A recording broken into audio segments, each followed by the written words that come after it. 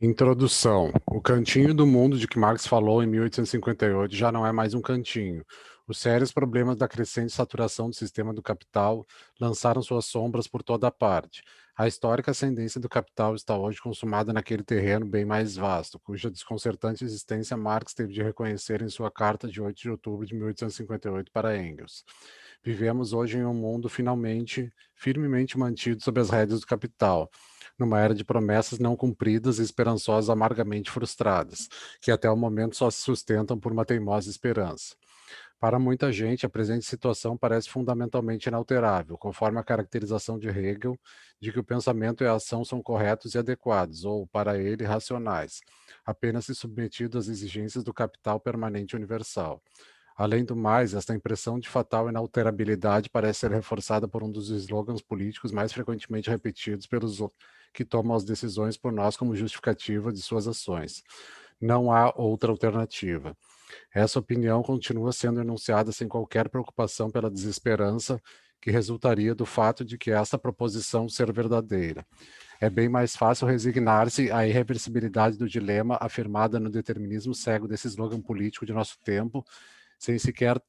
tentar uma avaliação, muito menos um questionamento de suas seríssimas implicações, do que imaginar a forma de enfrentá-lo. Entretanto, curiosamente, os políticos que jamais se cansam de repetir que não há alternativas para a situação hoje existente não hesitam em descrever ao mesmo tempo que sua ocupação como a arte do possível, sua própria ocupação como a arte do possível. Recusam-se a notar a gritante contradição entre a autojustificativa tradicional da política como a socialmente benéfica arte do possível e a resignação defendida, sem crítica, à regra do capital para a qual, em sua visão, proclamada como a única racionalmente sustentável no mundo real, não pode haver alternativa. Afinal, como esconder a política como a busca do socialmente confiável, se a viabilidade, como entender a política como a busca do possível socialmente confiável, se a viabilidade de qualquer alternativa aos imperativos da ordem vigente está a priori excluída por ser impossível.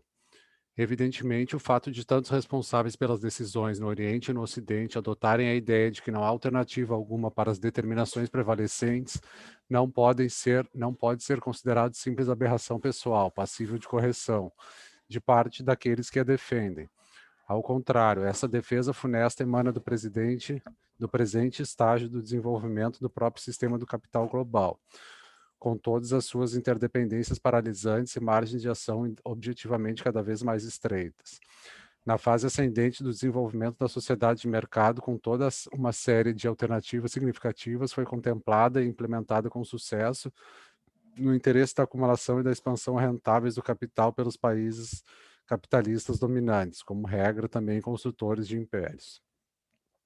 As coisas mudaram bastante nesse aspecto. A era do capital monopolista globalmente saturado não pode tolerar, no que diz respeito aos fundamentos e não aos acessórios decorativos, a prática do pluralismo político-parlamentar, que outrora já serviu como autojustificativa de estratégias reformistas social-democratas. Portanto, não é de surpreender que a recente morte dos partidos de esquerda não esteja confinada à ignominiosa desintegração dos antigos partidos comunistas, stalinistas, tanto no Oriente como no Ocidente. A este respeito, é bem mais significativo e paradoxalmente também mais estimulante que a centenária promessa social-democrata de instituir o socialismo aos pouquinhos tenha demonstrado conclusivamente seu caráter ilusório com o abandono, agora desavergonhadamente explícito, das primeiras aspirações sociais e políticas do movimento. É significativo e estimulante, apesar de tudo, porque a precária condição da política democrática de hoje, óbvia demais no medonho consenso relativo à ideia de que não há alternativa e suas consequências práticas diretas, como exemplificado, entre outras, pelas medidas legislativas autoritárias sentidas pelos sindicatos, só pode ser resolvida por um movimento extraparlamentar radical de massa. Movimento que não pode surgir sem que a classe trabalhadora seja sacudida da antiga ilusão firmemente institucionalizada de estabelecer o socialismo aos pouquinhos, dentro dos limites do capitalismo autorreformador. O slogan interessado de que não há alternativa é muitas vezes associado à frase igualmente tendenciosa de autojustificação que proclama que, no mundo real, não pode haver alternativa ao curso da ação ou inação defendido. Supõe-se que essa proposição seja uma verdade óbvia, isentando automaticamente do ônus da prova todos os que continuam a afirmá-la. No entanto, quando se pergunta de que espécie de mundo real estão falando, torna-se claro que é um mundo totalmente fictício. Os defeitos estruturais e os antagonismos explosivos do mundo em que vivemos são negados ou cegamente desconsiderados, com grandes justificações explicadas pelos que esperam que acreditemos que no mundo real não há alternativa alguma para a dócil aceitação das condições necessárias ao funcionamento sem problemas do sistema global de capital. Em nome da razão, do bom senso e da política real, somos convidados a nos resignar com o atual estado das coisas, não importa quão destrutivos sejam seus antagonismos, pois dentro dos parâmetros da ordem estabelecida, eternizada como a estrutura racional do essencialmente inalterável mundo real, com a natureza humana e sua correspondente instrumentalidade reprodutiva ideal, o mecanismo de mercado, etc., não é possível enxergar-se uma solução alguma para as contradições onipresentes. Assim, espera-se que finjamos para nós mesmos que as classes e contradições de classe já não existem ou não mais importam. Da mesma forma, pressupõe-se que o único rumo viável da ação no assim chamado mundo real, no assim postulado mundo real, seria ignorar ou oferecer explicações que neguem as evidências da instabilidade estrutural proporcionada por nossos próprios olhos, varrendo pressurosamente para baixo de um tapete imaginário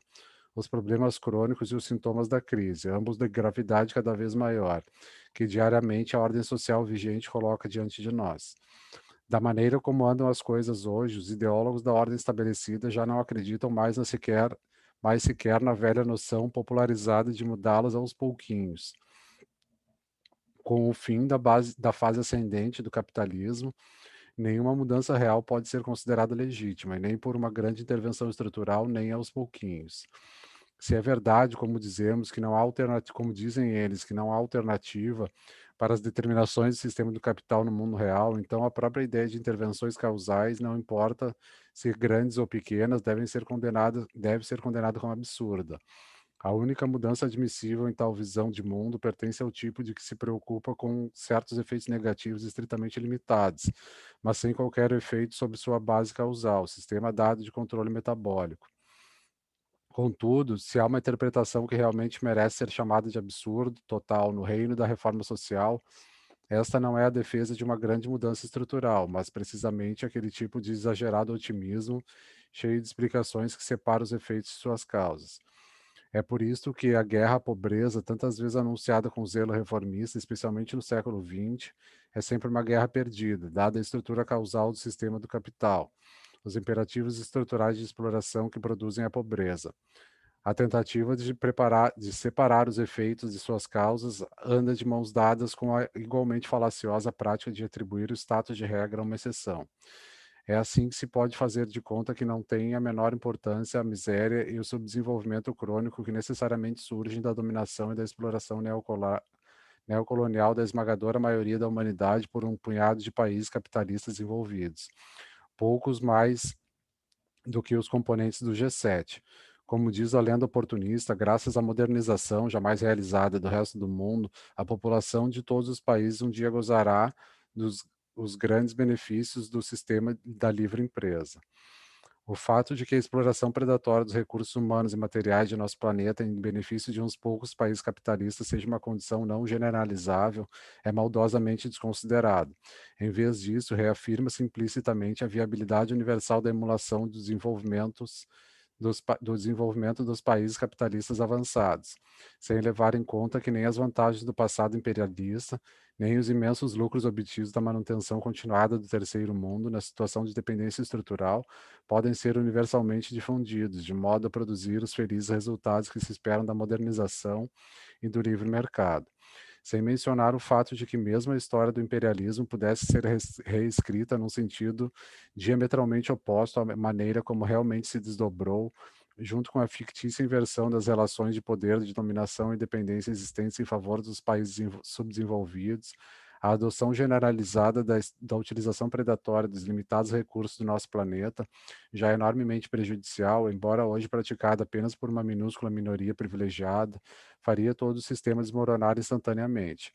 A esse respeito, basta pensar na tremenda discrepância entre o tamanho da população dos Estados Unidos, menos de 5% da população mundial, e seu consumo de 25% do total de recursos energéticos disponíveis.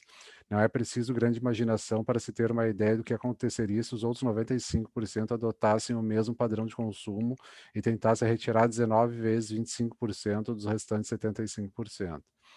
Esconder o vazio das prometidas soluções corretivas é a conveniente função ideológica da transformação em regra universal das condições rigorosamente excepcionais dos poucos privilegiados.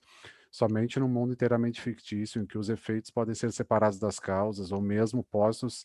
em oposição diametral a elas, é que essa interpretação pode ser considerada viável e correta. Por esta razão, tais falácias, a primeira, que estipula a possibilidade de manipulações de efeitos em si e por si,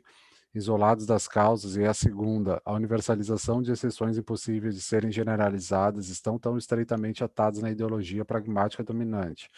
ideologia que encontra justificação definitiva em sua descrição da ordem do mundo real, para a qual não pode haver nenhuma alternativa. Margaret Thatcher ganhou o apelido de Tina, a sigla de There is no alternative, não há alternativa, por negar com monótona regularidade a possibilidade de alternativas. Seguindo em seus calcanhares, Mikhail Gorbachev continuou a repetir a mesma opinião em incontáveis ocasiões. Ironicamente, a senhora Thatcher teve de descobrir que tinha de haver alguma alternativa para ela, quando o partido Tory lhe tomou o poder. Àquela altura, ela suspirou, "It's a funny old world", que em português dá mais ou menos, "Este mundo é engraçado", mas recusou-se a nos informar que, em sua opinião, o mundo engraçado ainda mantinha o status de mundo real, que é tudo absolve. O secretário do partido e presidente Gorbachev também se deu muito melhor do que a senhora Thatcher. Também não se deu muito melhor do que a senhora Thatcher,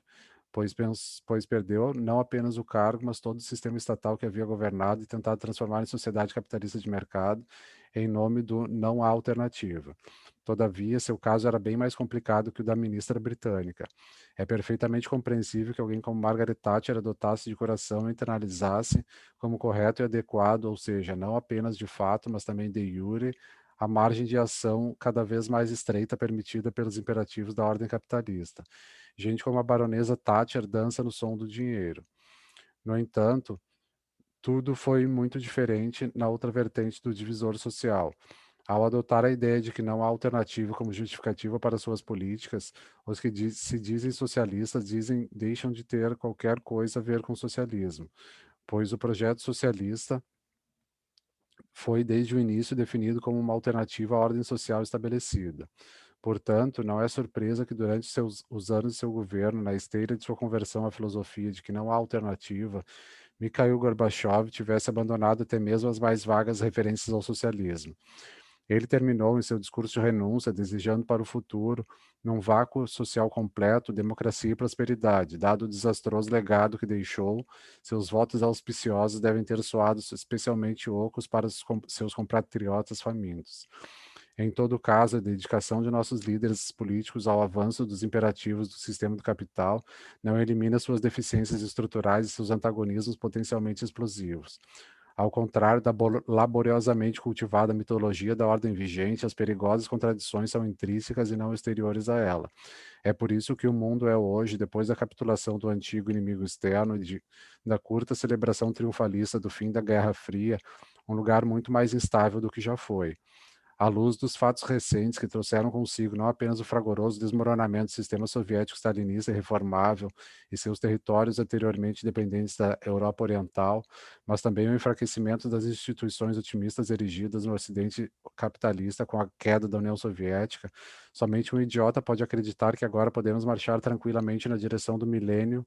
liberal capitalista. Na verdade, a ordem existente demonstra-se insustentável, não apenas devido às crescentes disfunções socioeconômicas resultantes da imposição diária de suas desumanidades às mais caras ilusões relativas ao irreversível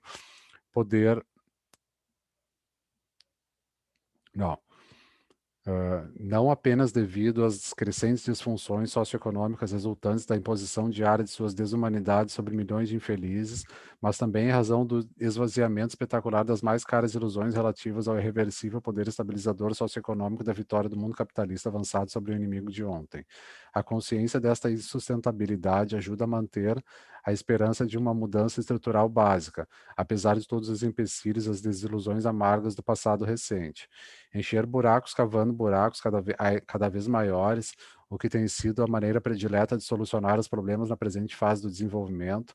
é algo que não pode continuar indefinidamente. Descobrir uma saída do labirinto das contradições do sistema do capital global por meio de uma transição sustentável para uma ordem social muito diferente é, portanto, mais imperativo hoje do que jamais o foi, diante da instabilidade cada vez mais ameaçadora. Inevitavelmente, o desafio histórico de instituir-se uma alternativa viável à ordem dada também exige uma grande reavaliação do quadro estratégico do socialismo e das condições de sua realização, uma teoria socialista da transição, não simplesmente como antídoto para as absurdas teorizações do fim da história, o concomitante enterro prematuro do socialismo. Em seus próprios termos positivos, uma teoria da transição é necessária para que se reexamine o quadro conceitual da teoria socialista, elaborada originalmente em relação ao cantinho do mundo europeu. Ao contrário das potencialidades objetivas do desenvolvimento capitalista confinado ao limitado cenário europeu, os sérios problemas que surgem da consolidação global de um sistema imensamente poderoso que se desenvolveu com sucesso ao longo da ascendência histórica do capital durante os últimos 150 anos, assumindo uma forma híbrida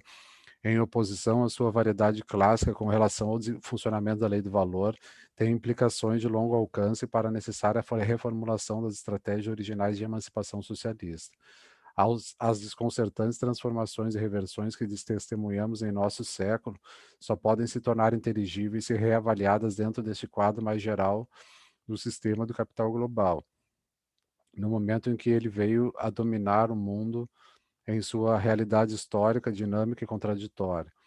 O mesmo se pode dizer com relação à possibilidade de implementar uma mudança estrutural fundamental numa direção verdadeiramente socialista. Ela deve se tornar viável e convincente em termos da dinâmica histórica exatamente do mesmo sistema do capital global realmente existente. Aqui o modo socialista de controle tensiona proporcionalmente a necessária alternativa, por meio da autossugestão dos produtores associados. Além da falsa estabilidade da aldeia de Potemkin global erigida a partir das imagens sonhadas da nova ordem mundial, não é muito difícil apontar sintomas de crise que fazem prever a queda da ordem política e socioeconômica estabelecida. No entanto, a profunda crise estrutural do sistema do capital está muito longe de, em si e por si, ser suficiente para inspirar confiança do bom resultado. As peças devem ser recolhidas e reunidas de forma positiva no devido tempo. E, nesse caso, nem mesmo as mais graves crises ou as mais sérias falhas serão por si sós de muita ajuda. Sempre é incomparavelmente mais fácil dizer não do que esboçar uma alternativa concreta para o objeto negado. Uma negação parcial do existente só pode ser considerada plausível e legítima se baseada numa visão estratégica coerente de todo o complexo social. A alternativa proposta, explícita ou implicitamente, por qualquer negação séria das condições dadas, deve ser sustentada em seu próprio quadro de um conjunto social, caso se espere que tenha sido contra o poder incorporador do mundo estabelecido, potencialmente sempre híbrido,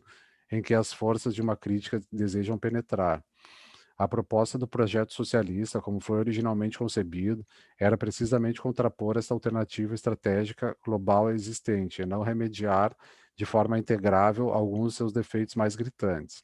Esta última opção só poderia facilitar, como realmente o fizeram certas variedades do reformismo, a continuação do funcionamento do modo de controle metabólico do capital dentro do novo sistema híbrido, apesar de sua crise. Com o passar do tempo, os adversários políticos socialistas da sociedade da mercadoria fragmentaram-se irremediavelmente pelas recompensas que a ordem vigente podia oferecer. O sistema do capital como tal adaptou-se muito bem a toda a crítica parcial vinda de partidos social-democratas, ao mesmo tempo em que enfraquecia a proposta socialista original como alternativa estratégica.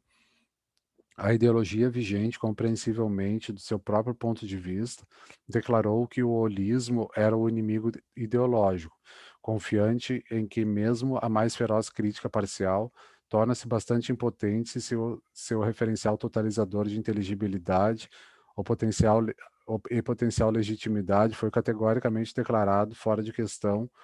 com a ajuda do palavrão pseudo-filosófico exorcizante que é o holismo, ou seus inúmeros equivalentes. Assim, a aprovação positiva do quadro geral da estrutura de comando do capital tornou-se a premissa absoluta de todo discurso político legitimado nos países capitalistas, e foi muito bem aceita como referencial comum pelos interlocutores social-democratas e trabalhistas.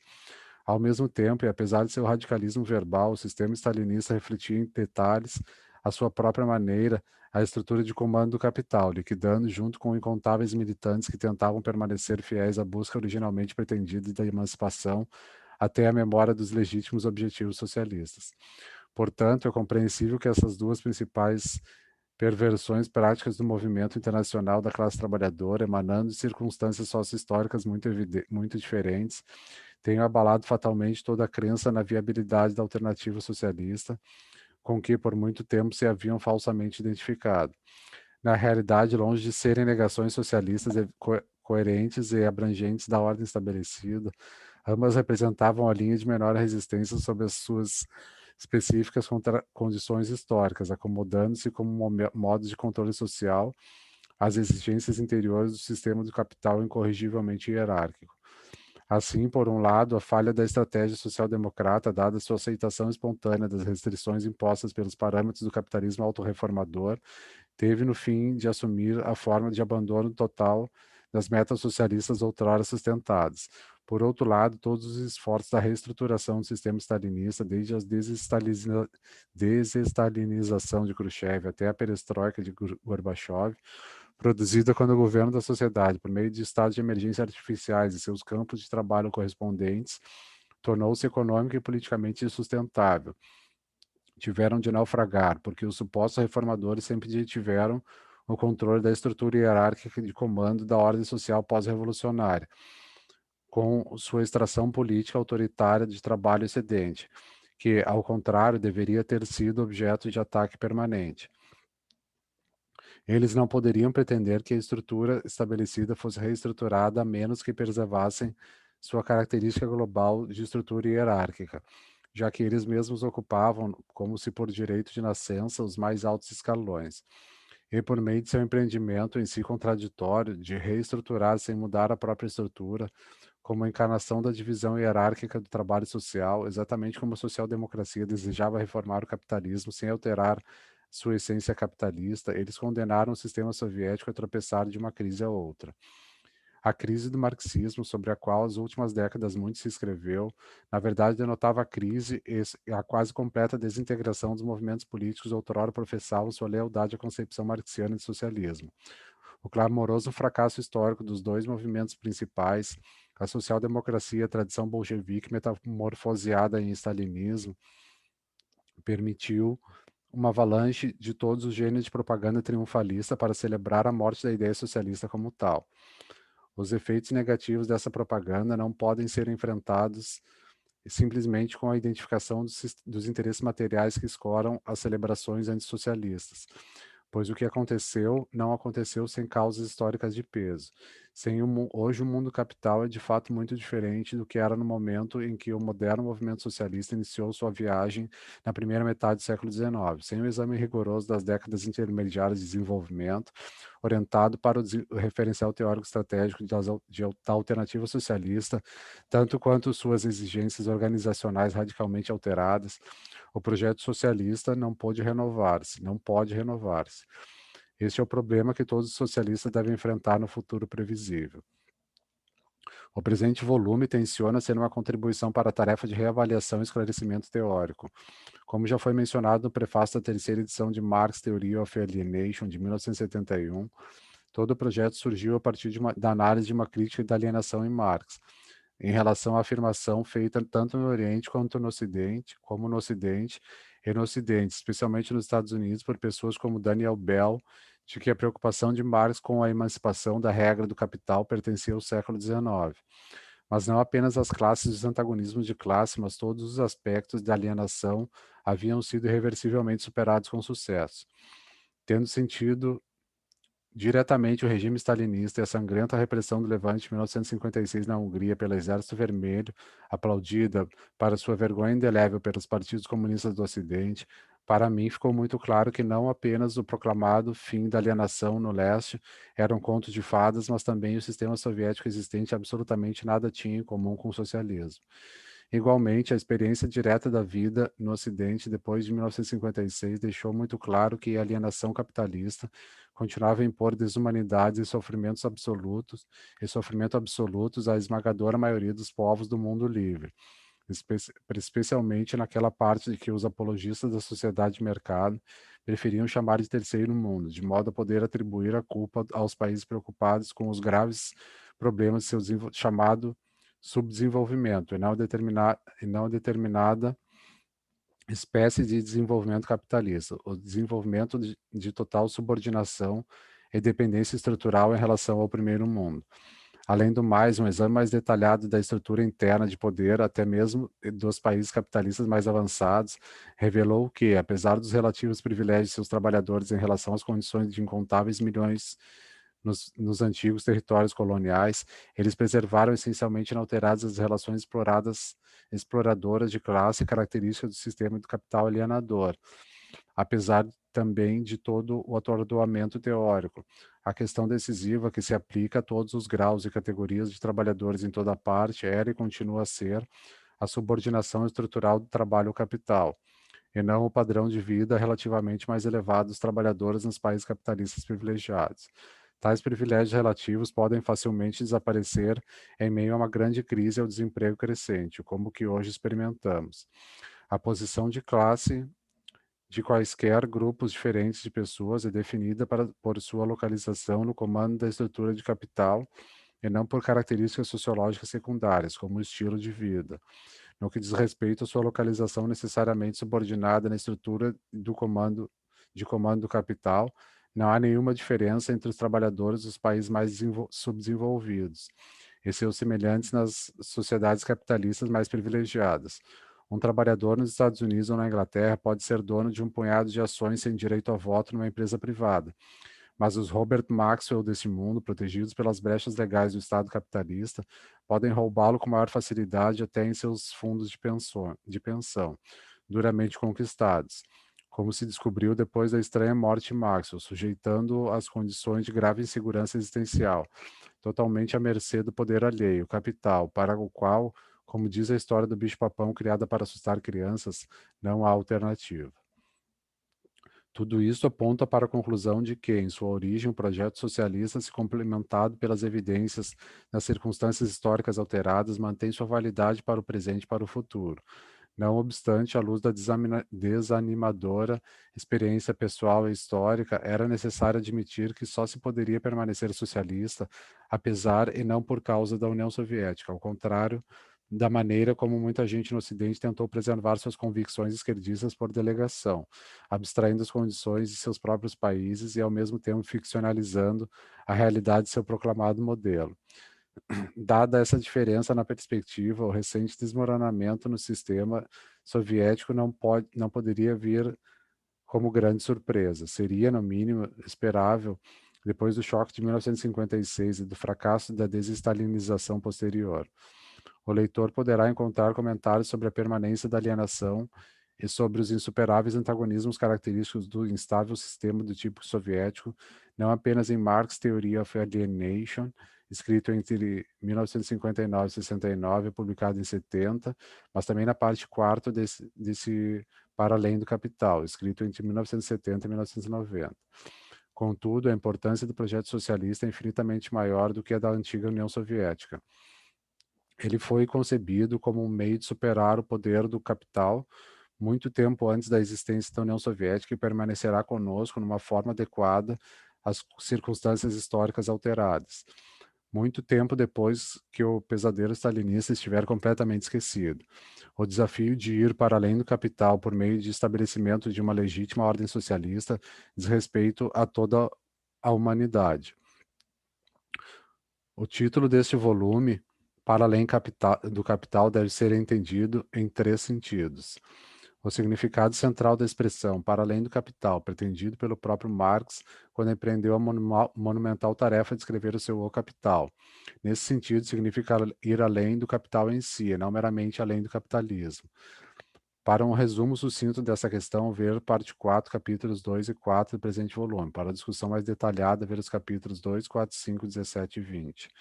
Além da versão publicada de O Capital, inclusive seu segundo e terceiro volumes impressos póstumamente, bem como o Grundrisse e as teorias da mais-valia, todo o projeto a que Marx dedicou sua vida não permaneceu apenas inacabado, mas, segundo o plano rapidamente esboçado pelo autor em suas cartas e seus prefácios, só foi completado em seus estágios iniciais. Portanto, não poderia refletir adequadamente suas intenções registradas. 3. Além do projeto marxiano em si, como ele poderia ser articulado sobre as circunstâncias da ascendência global na sociedade de mercado no século XIX, quando as possibilidades de adaptação do capital como sistema de controle híbrido só se tornou plenamente visível no século XX, ainda estavam ocultas do exame teórico. O conteúdo de Para Além do Capital pode ser resumido como se segue. As partes 1 e 2, que constituem a primeira parte do livro, tratam da incontrolabilidade do capital e sua crítica. A segunda metade faz um levantamento dos problemas de enfrentamento da crise estrutural do capital. A parte 1, a sombra da incontrolabilidade, enfoca as razões vitais para se ir além do capital e a necessidade realmente inevitável de fazê-la no interesse da sobrevivência da humanidade. Como ponto de partida, a idealização hegeliana do capital permanente universal, a notável concepção filosófica e monumental racionalização da ordem burguesa é contraposta à conclusão real da ascendência histórica do capital na forma de um sistema global não apenas incontrolável, mas em última análise destrutivo e autodestrutivo. Os aspectos salientes da ordem da reprodução sociometabólica do capital, que fazem prever desde o início sua incontrolabilidade, são discutidos no capítulo 2. Depois disso, no capítulo 3, há uma análise das grandes teorias destinadas a encontrar soluções para a incontrolabilidade do capital, do ponto de vista do capital. Os capítulos 4 e 5 levam em conta a importantíssima questão dos limites, a começar da forma como se devem tratar a causalidade e o tempo neste sistema. Seguido por uma detalhada avaliação do círculo vicioso das mediações de segunda ordem do capital, além de uma crítica de seus apologistas, como Hayek, e conclui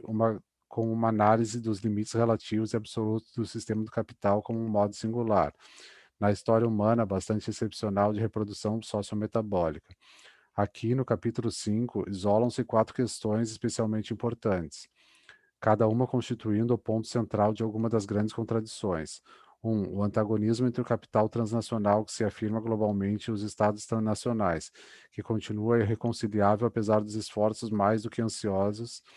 das personificações do capital no domínio público, para tornar palatável o impulso para a globalização sob a hegemonia de um punhado de jogadores globais. O impacto catastrófico das práticas produtivas do capital avançado sobre o ambiente natural, tendendo à destruição completa das condições mais básicas da reprodução sociometabólica. 3. A incapacidade total do sistema do capital, inclusive de suas variedades pós-capitalistas, de corresponder ao desafio irreprimível da liberação das mulheres, da igualdade real, expondo assim a vacuidade da forma tradicional de tratar o problema da desigualdade por meio de concessões formais legais vazias e sobre a hipócrita retórica de oportunidades iguais. E 4. O câncer do desemprego crônico, que devasta o corpo social mesmo nos países de capitalismo mais avançado, ridicularizando o artigo de fé do consenso liberal conservador trabalhista posterior à Segunda Guerra Mundial, que proclamou e cuja realização reivindicou o pleno emprego numa sociedade livre. A parte 2 trata do legado histórico da crítica socialista. Aqui, o procedimento não pode ser uma narrativa histórica direta do legado socialista, mesmo porque os graves problemas que os socialistas hoje enfrentam não resultaram de preocupações teóricas e políticas gerais. Eles irromperam da dolorosa experiência histórica, o aparecimento prático de uma tentativa de obter um ponto de apoio para uma ordem pós-capitalista no século XX, e sua posterior queda desastrosa, em relação à qual todos aqueles que defendiam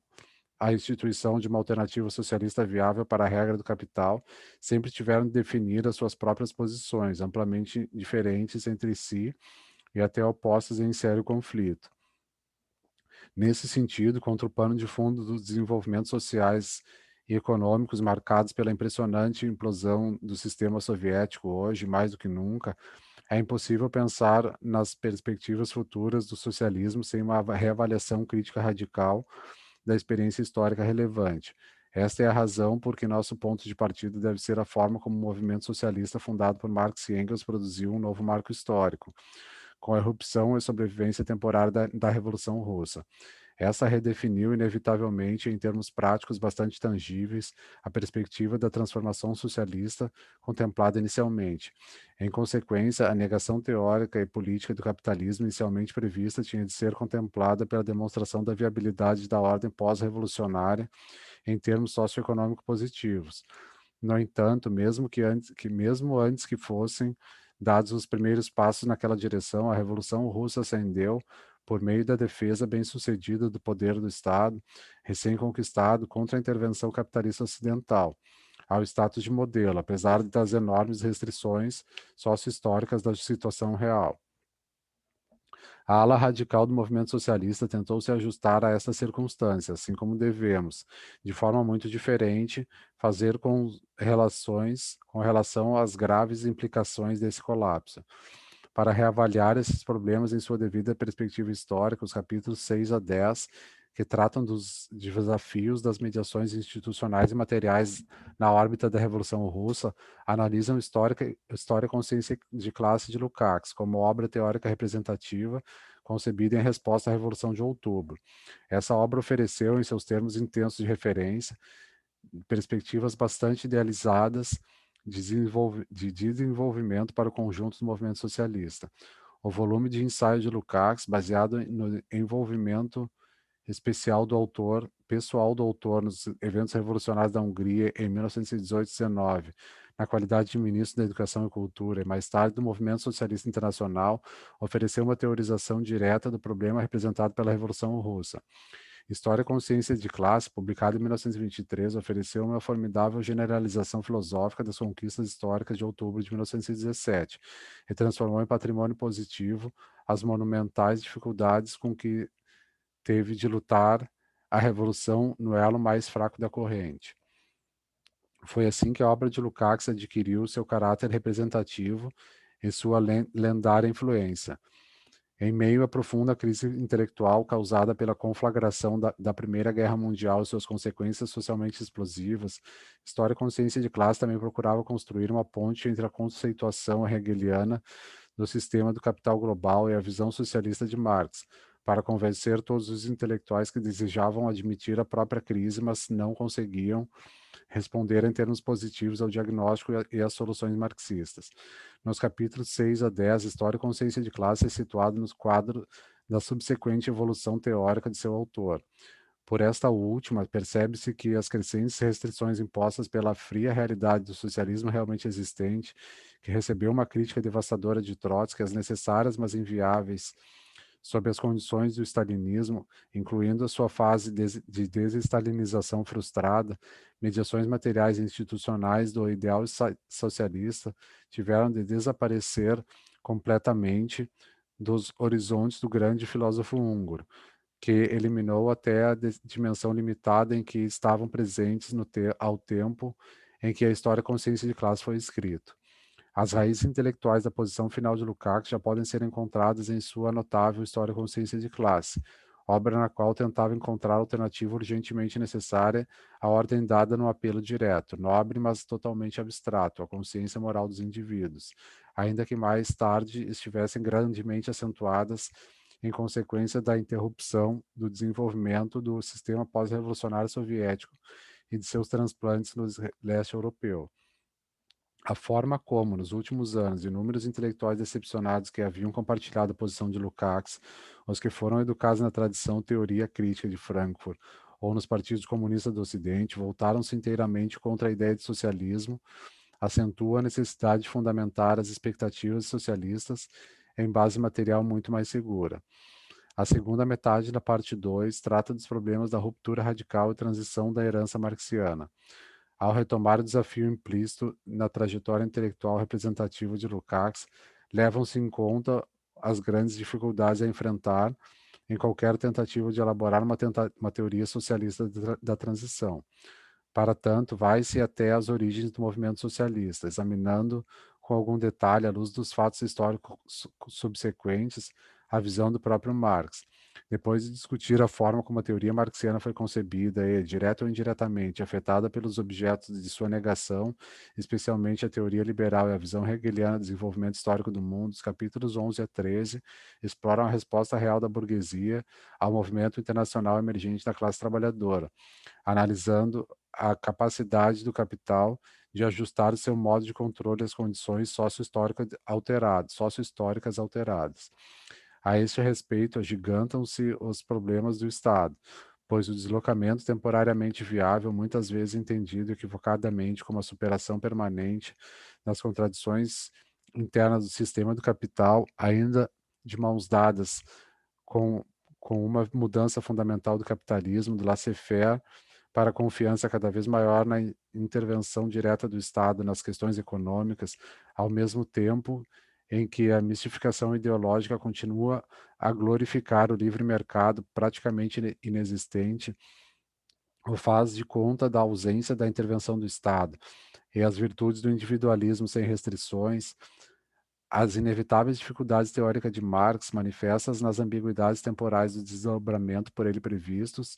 e na ausência das necessárias mediações institucionais entre o sistema do capital rejeitado e a alternativa defendida, são explicadas no contexto dessas transformações históricas, preocupadas com a direção tomada pelo movimento da classe trabalhadora, como movimento de massa, criticada por Marx em relação ao programa de Gotha, da social-democracia alemã, e também as possibilidades dinâmicas da expansão abertas para o capital pela nova fase de desenvolvimento sintonizada com a ascendência global do sistema, na época longe de exaurida. A parte 3, a crise estrutural do capital, parte do fato sombrio de que todas as três grandes formas de desenvolvimento do século XX descumpriram totalmente as suas promessas. A acumulação e a expansão monopolista do capital privado, a modernização do terceiro mundo e a economia planejada do tipo soviético. 50 anos de modernização deixaram o terceiro mundo numa condição pior do que nunca. O sistema soviético teve um colapso dramático, sem qualquer perspectiva de estabilização pela entrada no clube do capitalismo avançado, pois até a restauração bem-sucedida de uma forma subdesenvolvida de capitalismo dependente impôs dificuldades proibitivas ao sistema que se estilhaçava. E aos poucos, países privilegiados de capitalismo avançado estão passando por repiques de recessão em intervalos cada vez mais curtos. Além do mais, para muitos desses, inclusive a Inglaterra, e, o que é mais grave para a sobrevivência de todo o sistema do capital, os Estados Unidos, tais recessões estão associadas a um verdadeiro buraco negro de dívidas insolúveis, eufemisticamente descritos pelos defensores da ordem estabelecida como dívidas pendentes. Como o domínio do capitalismo avançado ocidental hoje é esmagador, os limites inerentes da extração da mais-valia economicamente regulada dentro desse sistema têm importância decisiva no que diz respeito aos desenvolvimentos futuros da ordem global. Para fugir das contradições cada vez mais intensas, o índice decrescente de utilização sobre o capitalismo avançado demonstra sua limitada viabilidade e insustentabilidade irreversível, mesmo quando se mobilizam recursos maciços do Estado a serviço do complexo militar industrial, pois isso se tende a ativar um dos limites estruturais impossíveis de serem transcendidos pelo sistema do capital, a destruição em nome do lucro dos recursos não renováveis do planeta. Mais do que isso, esta maneira de administrar a taxa de utilização decrescente, mesmo hoje, apesar de toda a conversa sobre a nova ordem mundial, ainda em associação com o imenso complexo militar industrial diretamente sustentado pelo Estado, continua a desperdiçar recursos humanos e materiais em uma escala proibitiva, em nome do preparo militar contra um inimigo que já não mais se identifica, no qual muito menos se acredita. Desse modo, realça-se repetidamente o fato de que as verdadeiras razões por trás de tais práticas são primordialmente econômicas e não militares. Sob as novas circunstâncias históricas, as crises também se desdobram de forma muito diferente. No período da ascendência global do capital, as crises irrompiam na forma de grandes tempestades. Marx. seguidas por fases relativamente longas de expansão. O novo padrão, com o fim da era de ascendência histórica do capital, é a crescente frequência das fases de recessão, tendendo a um contínuo em depressão. Dada a característica globalmente entrelaçada do sistema do capital autocontido, que faz todas as conversas sobre a sociedade aberta soarem totalmente ridículas, se não completamente obscenas, o grande desafio, sem cuja solução não se poderá superar a crise do desenvolvimento, é o seguinte: como romper o círculo vicioso entre macrocosmo e células mutuamente paralisantes que constituem o sistema. Os capítulos 17 e 20 examinam os parâmetros estruturais do capital à luz das transformações históricas do século XX, comparando-os com as características definidoras da alternativa socialista. Neles também estão investigadas as razões para a catastrófica quebra do sistema soviético, junto com todas as tentativas de reformá-lo, inclusive a chamada perestroika de Gorbachev, empreendidas sem, na verdade, contra o povo. O prosseguimento do domínio do capital no sistema de tipo soviético sob uma forma politicamente muito diferente é identificado como principal responsável por tais falhas. Os acontecimentos pós-revolucionários consolidados sob Stalin seguiram a linha de menor resistência em relação às estruturas socioeconômicas herdadas, permanecendo assim presas dentro dos limites do sistema do capital. Continuaram a explorar e a oprimir os trabalhadores debaixo de uma grande divisão hierárquica do trabalho que operava uma extração politicamente reforçada do trabalho excedente à a maior taxa possível. Em contraste com essa trágica experiência histórica e com as ilusões da solução dos graves problemas estruturais das sociedades pós-revolucionárias por meio da mercantilização capitalista, a alternativa concreta é proporcionada pelos princípios orientadores de um sistema de produção e consumo comunal, e de nenhuma maneira coletivista em abstrato, socialista. Os principais princípios de funcionamento da alternativa socialista são a regulação pelos produtores associados do processo de trabalho orientada para a qualidade em lugar da superposição política ou econômica de metas de produção e consumo pré-determinadas e mecanicamente quantificadas. A instituição da contabilidade socialista e do legítimo planejamento de baixo para cima, em vez de pseudoplanos fictícios impostos à sociedade de cima para baixo, condenados a permanecer irrealizáveis por causa do caráter insuperavelmente conflitante desse tipo de sistema. A mediação dos membros da sociedade por meio da troca planejada de atividades, em vez da direção e distribuição políticas arbitrárias, tanto da força de trabalho como de bens no sistema do capital pós-capitalista de tipo soviético ou da fetichista troca de mercadorias do capitalismo. A motivação de cada produtor por intermédio de um sistema autodeterminado de incentivos morais e imateriais, em vez de sua regulação pela cruel imposição de normas estaconavistas ou pela tirania do mercado. Tornar significativa e realmente possível a responsabilidade voluntariamente assumida pelos membros da sociedade por meio do exercício de seus poderes de tomada de decisão, à vez da irresponsabilidade institucionalizada que marca e vicia todas as variedades do sistema do capital. A necessidade de sua implementação não resulta de ponderações teóricas abstratas, mas da crise estrutural cada vez mais profunda do sistema de trabalho de capital global. Parte 4. Ensaios sobre questões afins. Esta parte contém 5 ensaios, escritos no mesmo período das outras partes desse Para Além do Capital, e todos antes da clamorosa queda do sistema soviético. São duas as razões para a inclusão no presente estudo. Em primeiro lugar, incorporar uma boa quantidade de material pertinente e evitar repetições desnecessárias. Em segundo, mostrar que o enfrentamento das contradições e da inevitável queda do socialismo realmente existente, que não foram percebidos depois dos fatos consumados, pois, como testemunham esses ensaios, elas estiveram visíveis por muitas décadas, não quer dizer o abandono da perspectiva socialista.